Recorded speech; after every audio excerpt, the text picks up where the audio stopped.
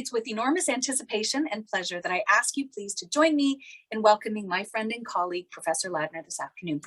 Over to you. That's a good enough. No, Olga. It's wonderful to be there with you, kind of, sort of, and be here and seeing so many familiar faces. I want to begin with just a thank you to Joanna for the invite, and for a chance to talk about transformative reconciliation. I haven't been doing this work for very much for a number of years during COVID. I want to begin with just an acknowledgement that I sit on Treaty 1 land, the homeland of the Anishinaabe and the Métis Nation. And I want to just take a time to reflect on this territory and not do a territorial acknowledgement that is just words, but to acknowledge the true owners of this territory, to acknowledge the treaty and that treaty relationship that we are supposed to have, and to pay my respect to the elders past, present, and future. And I urge you to do the same and to think about what that treaty relationship where you are means. I also want to just take a moment to reflect on and to acknowledge those folks in other territories such as the Ukraine, that are currently dealing with violent incursions of states or others.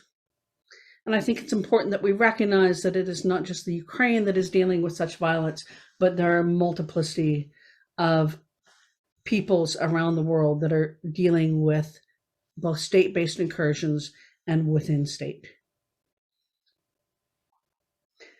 I also want to recognize that this talk today, which Joe said I could come and do a talk or talk about a paper that was already done, and perhaps a talk I had already given. So I took that cue the other day as I was fumbling around trying to figure out what I was going to talk about in terms of newer work on reconciliation. I want to say that this paper is, and I've turned my desk around today because this paper is in part inspired by the painting behind me. I typically talk about this painting when I talk about this paper, and it's written into the paper. And the paper is going to be resubmitted next week to the Australian Journal of Political Science under the title of Bugs, Building Blocks, and Miyochitoin. It is a paper that was inspired and comes out of my work in Australia. And it deals with a very long history of Indigenous legal pluralism, or constitutional pluralism, as I speak of, and the continued existence of that legal pluralism or that constitutional pluralism in Canada and Australia. And I talk in the paper about how that pluralism is often hidden in plain sight. And I use this painting and several other paintings in the paper to discuss how, looking at the painting behind me, one doesn't necessarily see a constitutional order.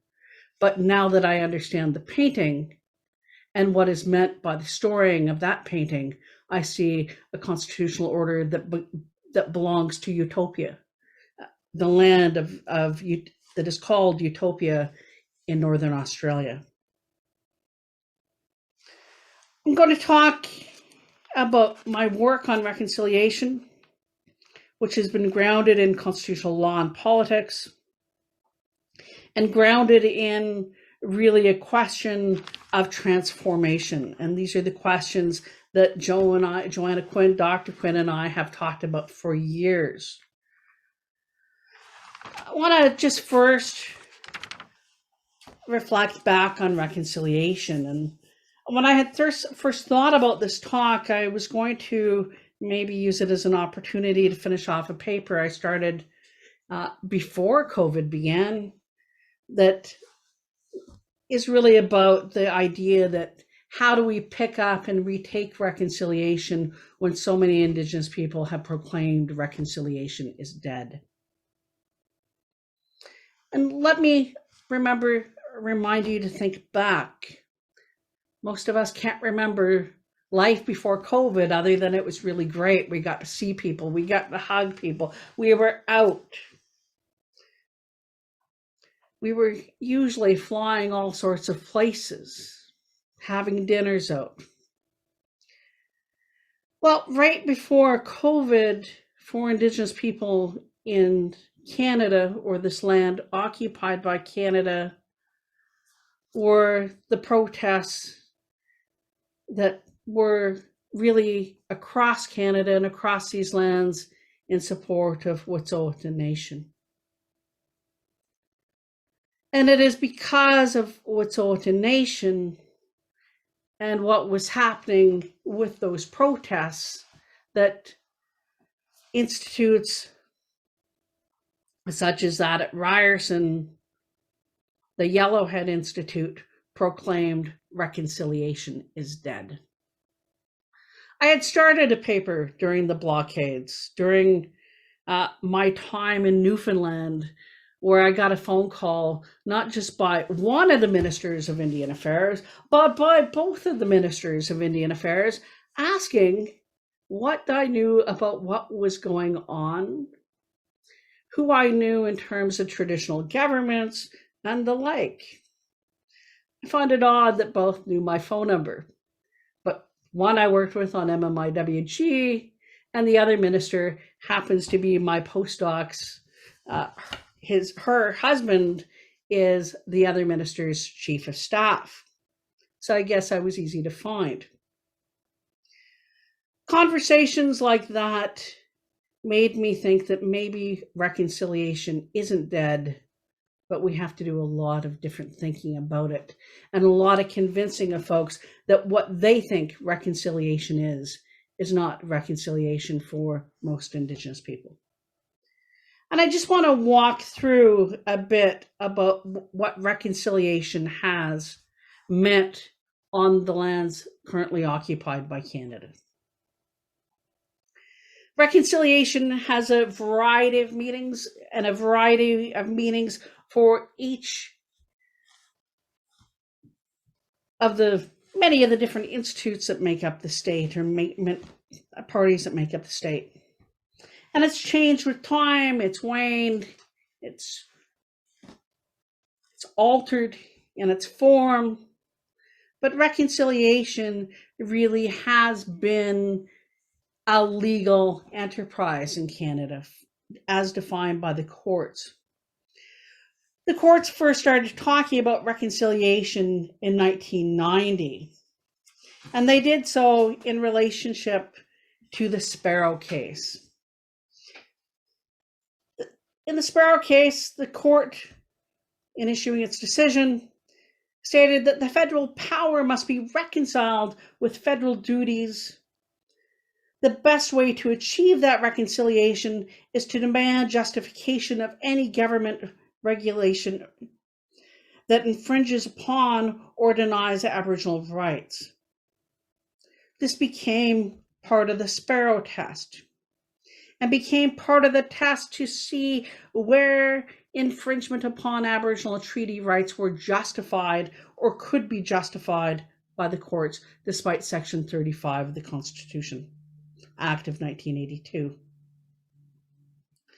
Reconciliation is really just a means not to reconcile a relationship, not to reconcile constitutional orders, but a means of defining the limitations or opportunities for continued state incursion on Aboriginal and treaty rights. In 1996, the court somewhat reframes its understanding of and its definition of reconciliation. And it does so in the Vanderpeet Trilogy, where it says that reconciliation is essentially the purpose of Section 35 of the Constitution.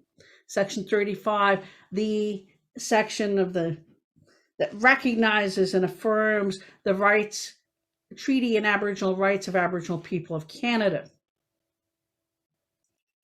And it does so saying that reconciliation while it's related to the impact of Section 35 on legislative authority, it really is there to reconcile the pre-existence of Aboriginal societies with the sovereignty of the Crown. So reconciliation in Canadian legal parlance becomes one of a justification for Crown sovereignty. A justification for Crown sovereignty that allows the court to depart a discussion of such principles as terra nullius, but it embeds terra nullius through this very meaning. It may escape terra nullius and debates as to whether Indigenous people were actually human beings, but terra nullius remains part of our law through the back door, as John Burroughs has said. We also see reconciliation talked about in a case we know as Dalgamuk. And Dalgamuk is the case of the Gitxagan and Wet'suwet'en peoples. And here the court says that Aboriginal rights are a necessary part of the reconciliation of Aboriginal societies with the broader political community that they are part of, thus providing yet another opportunity for the government to infringe on Aboriginal and treaty rights. For Aboriginal peoples, when I think of Section 35, Aboriginal and treaty rights, I think of our own constitutional orders being embedded in or encrypted in the Canadian constitutional law. It was not a means of providing the government yet another opportunity to limit our rights, but that is really the meaning of reconciliation for much of our constitutional history. And I think that this gives ode to Robert Cover's work on juridical violence. That this offers reconciliation for the courts has been a means of what I would call a juridical simulation of sovereign nations. A continued juridical violence on the sovereignty and the rights of nations that should have stood outside of the Canadian constitutional order. That's one meaning of reconciliation in Canada. Reconciliation within Canadian government really enters government parlance around 1997. It becomes entrenched in government parlance, I would say, with the release of the TRC, even the Truth and Reconciliations mid-report. For some Indigenous scholars and Indigenous commentators on the past election, we start to see reconciliation being talked about as if it's been baked into Canadian politics, that it is no longer can be separated out of Canadian political discourse, that even leaders of what I would used to call the Pandemic Party of Canada, the PPCs, have to engage even outside of these great debates on matters of reconciliation. Reconciliation's here, it's not going away, but for Indigenous people, we have to understand that the government, the courts, and Canadians typically talk about reconciliation in very different ways than do Indigenous people. And I say typically because the government has focused its ideas and discourse of reconciliation on issues that would normally be considered human rights, issues such as water. The current minister, course, has kind of moved this along and even acknowledges types of discourses that we hear from communities that reconciliation means land back.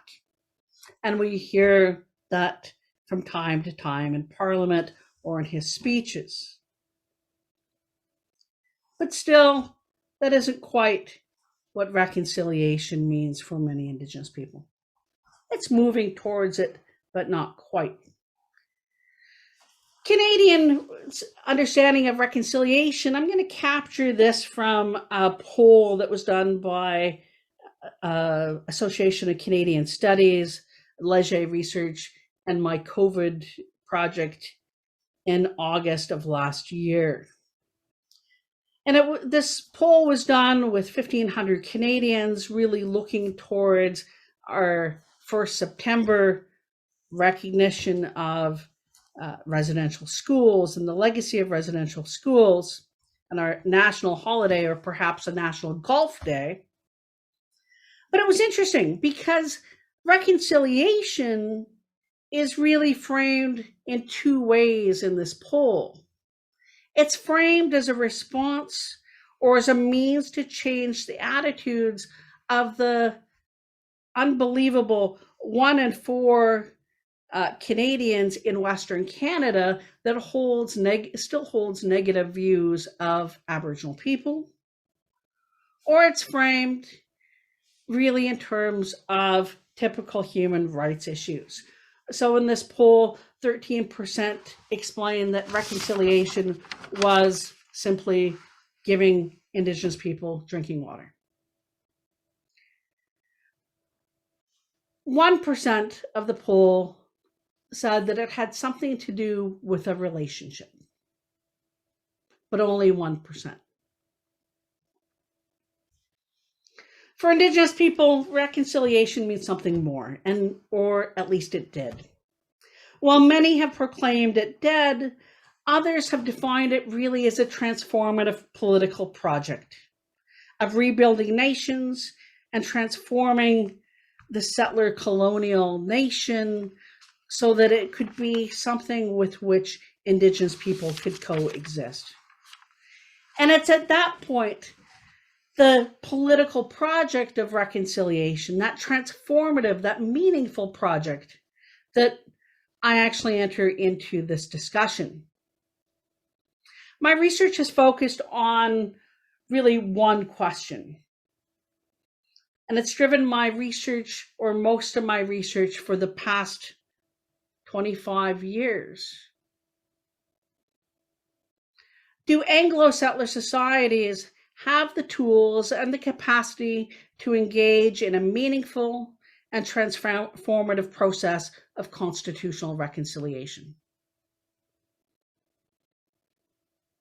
When I look at that question, it's an easy question.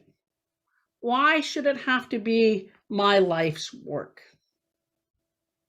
Why has it had to be Michael Coyle's life's work and others on this call? Do Anglo-settler societies have the tools? Can they engage and can they create a meaningful process of constitutional reconciliation? Is there a way to use the tools of the colonizer to pull down what I talk about as the proverbial curtain and to deal with this imposed understanding of radical crown sovereignty? To view reconciliation not as a softening of colonialism, but a transformation of the colonial project and a transformation of settler colonialism as we know it. The paper, which I'll talk briefly about, argues that both Canada and Australia have constitutional traditions and tools within their political system, within their existing political system, within their constitutional histories, coming from Westminster itself, and within the federal system, that can serve as building blocks to rebuild and to transform what we know as these two Anglo-settler societies.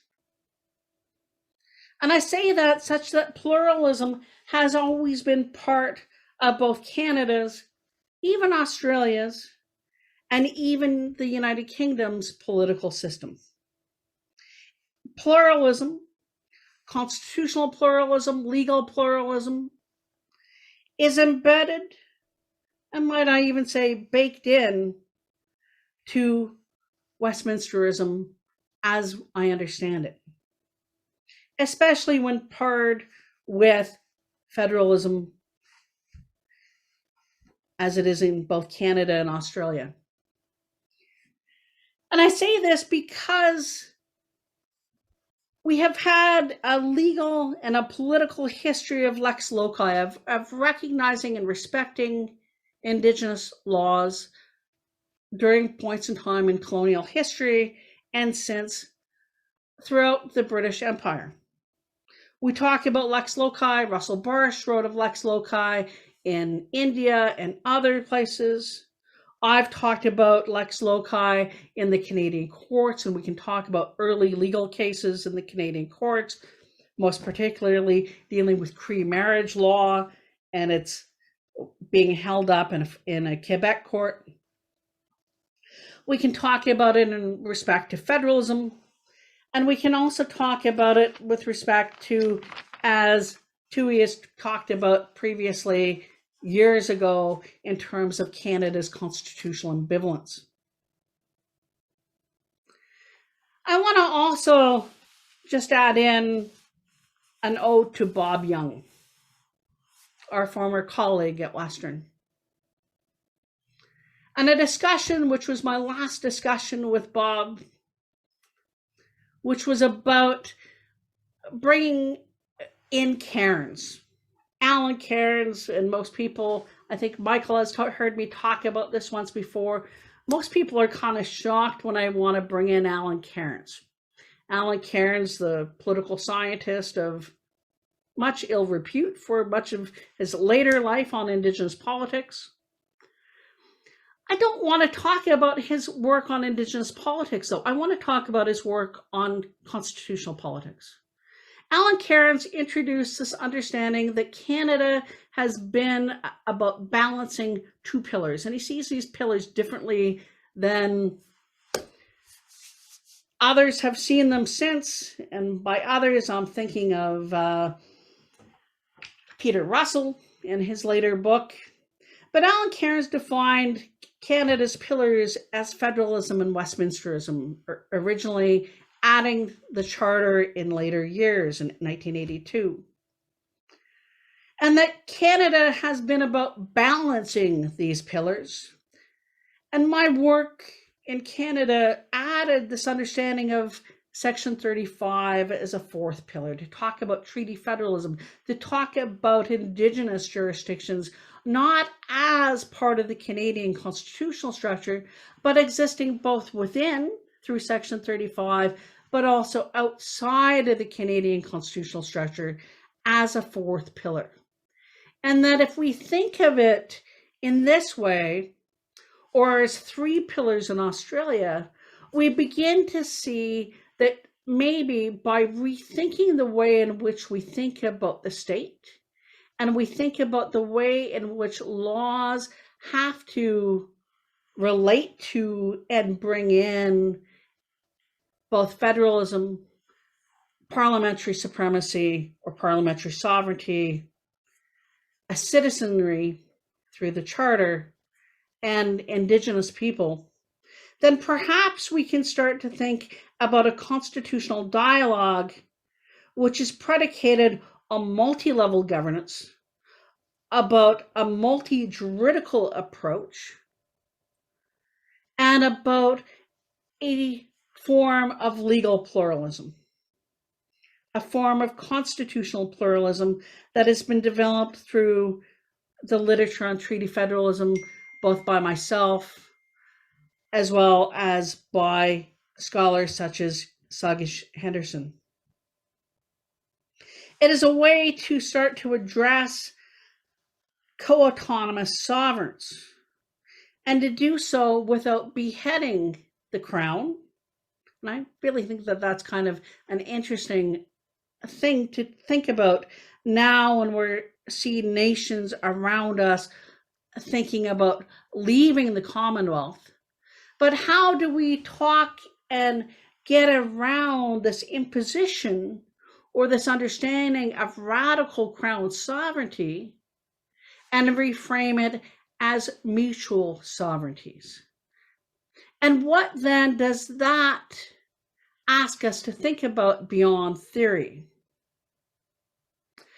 I say that this can work in theory. I can make it work for pillars. We can talk about treaty federalism. We can talk about, as other scholars do, a relational understanding of governance. And we have a great Cree scholarship coming out of this relational network run by my cousin's son or my cousin's nephew, Matt Wildcat.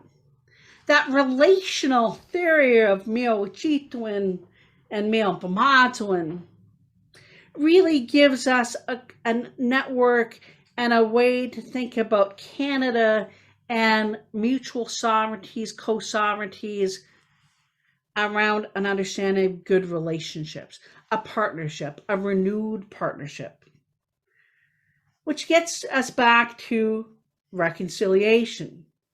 If we think about reconciliation through as a means of thinking about a Miowachitwin or a Miapamadwin, a way of thinking about relations between nations that coexist on the same territory, that both exercise sovereignty over that territory, then I think we can start talking about how do we talk about a political reconciliation. Because we have to get to that groundwork first. We have to get beyond a radical crown sovereignty and a frame of reconciliation which denies sovereignty, which allows for continued interference in Indigenous rights, and which, even if a case is won, provides no opportunity for Indigenous people such as the Wet'suwet'en to continue to exercise their rights and exercise their jurisdiction over their territory. So what I'm really thinking about here is, how do multiple nations share the same territory? And this has led to a new project. A project which is thinking, and it's not a new project, it's really the old project that I'm picking up that I haven't looked at for 2 years.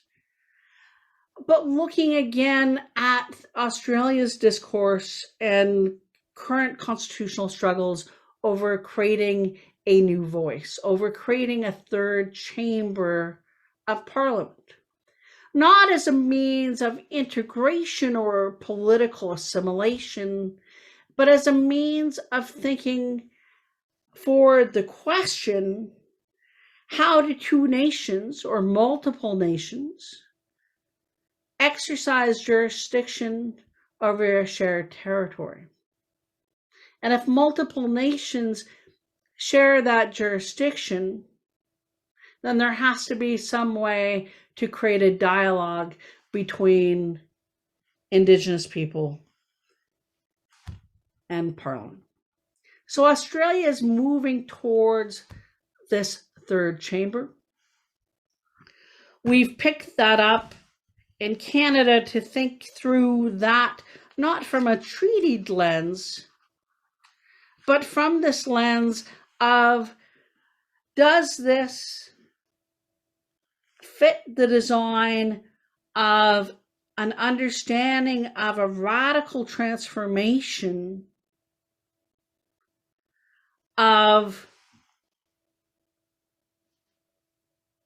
Canadian politics and Canadian sovereignties and a reconciliation based upon principles of mio uchituin and a constitutional dialogue? And if so, can Canada, is there room within the constitutional order today to create a third chamber, a third parliament for Indigenous peoples as a means of exercising a shared jurisdiction and a conversation, or creating the means for a dialogue between the Canadian sovereign and sovereign nations? And I'll leave it there. Looking ahead to this project and giving you a bit of an overview as to thinking forward a transformative form of reconciliation, moving from the courts, moving from the way that Canada has seen this, moving beyond the social movement type of reconciliation that we have seen out of Australia and that we increasingly see taking over Canada, and thinking, how do we actually transform this to think about how do two nations or multiple nations live together? And I'll leave it at that. Thank you.